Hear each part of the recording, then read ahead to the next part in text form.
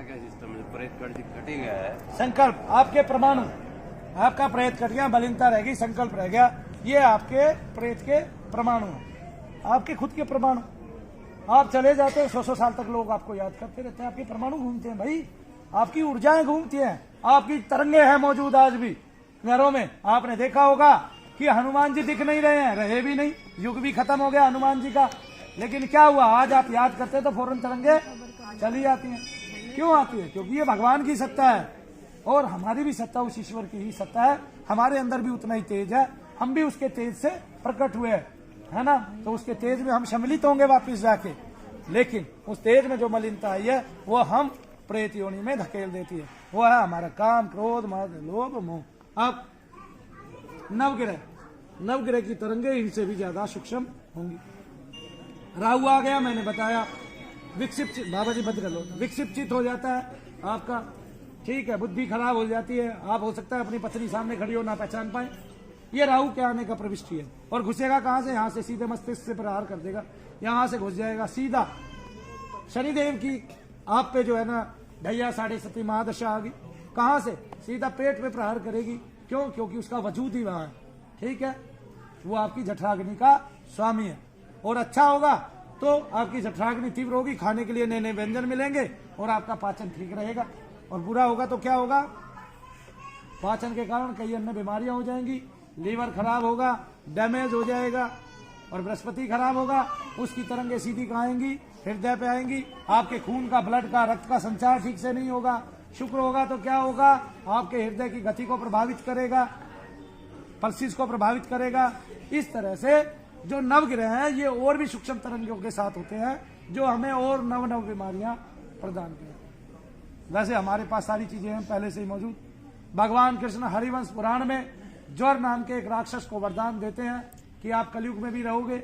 वही बुखार, जब हम सरकार किसी एक बुखार का, एक तापमान, एक ज्वर का जब रोग निदान ढूंढ लेती है, जैसे डेंगू का ढूंढ लिया तो चिकनगुनिया हो गया, चिकनगुनिया का ढूंढ लिया तो कोई दूसरा आ गया, है ना, ऐसे ही है ना।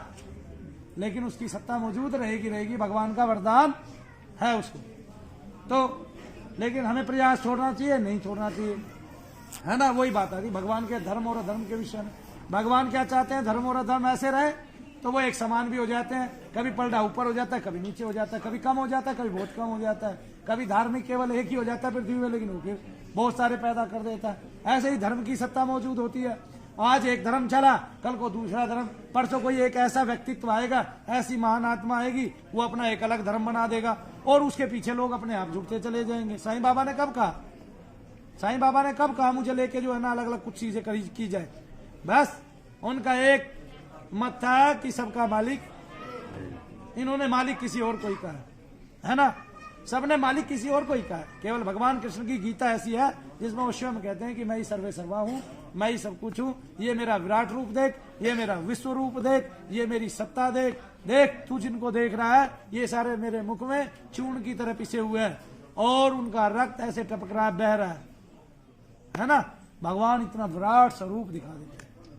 हमें उस सत्ता में जीना चाहिए, रहना चाहिए, अपने अपने सदग्रंथों को पढ़ना चाहिए। सभी ग्रंथों में एक ही बातें तकरीबन लिखी होती है, घुमा फिरा के। अब वो काम ना हो जाए। हमारे एक ताऊ जी है, मैं नाम नहीं लूंगा, क्या पता कभी वीडियो देख ले, 40-50 साल आध्यात्मिकता में गुजार दिए और एक दिन मेरे पास आए भाग के, मनु बेटा। मैंने कहा क्या बोलो ताऊ जी? बोले आज मेरे को एक पुस्तक मिल गई, इतनी सी एक पुस्तक ले रहे 20 पेज की। बोला इसमें मूल लिखा हुआ है। भाई भगवान का मूल क्या है? कि भगवान है। भगवान का मूल क्या है? कि वो प्रत्येक हृदय में है। ये भगवान का मूल। भगवान का मूल क्या है? कि वो विराट है।